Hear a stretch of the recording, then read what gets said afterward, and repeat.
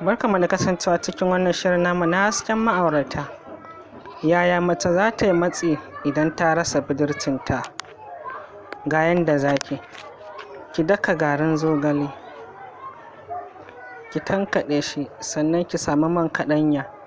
Ana samu a wajen Islamic chemist. Ki samu man zogale, ana samu a wajen masu Islamic chemist. Ki samu ƙaro wanda ake yin tawwada da shi, kuma shine irin wanda ake wanke hula da shi, kuma ana samun sa a wajen 'yan koli.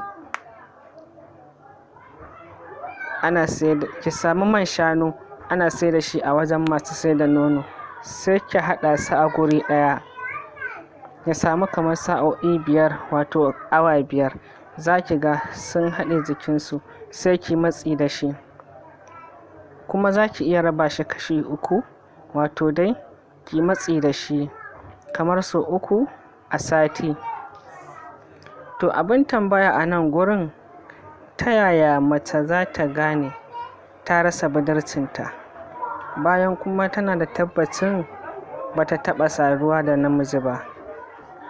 Lokacin da kika tsuguna banɗaki ko kika yi mummunan zama, za ki ji iska tana shigarki. Za ki saka ɗan yatsanki 1 ko 2 ya shige.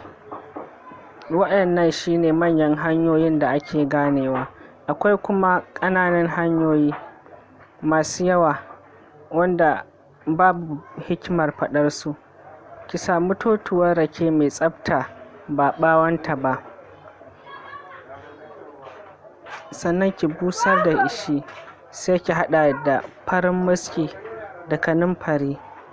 Sai ki haɗa su waje ɗaya, ki daka su. Ki samu garwashi na wuta, sai ki dinga zuba garin kaɗan a ciki kina tsugunawa. Ki bar hayaƙin ya ratsa gabanki sosai. Ki samu kamar minti 3. Zubar ruwa a gaban mace, yaya za a magance shi? To ku kasance da mu a kashi na gaba. Sai an jima.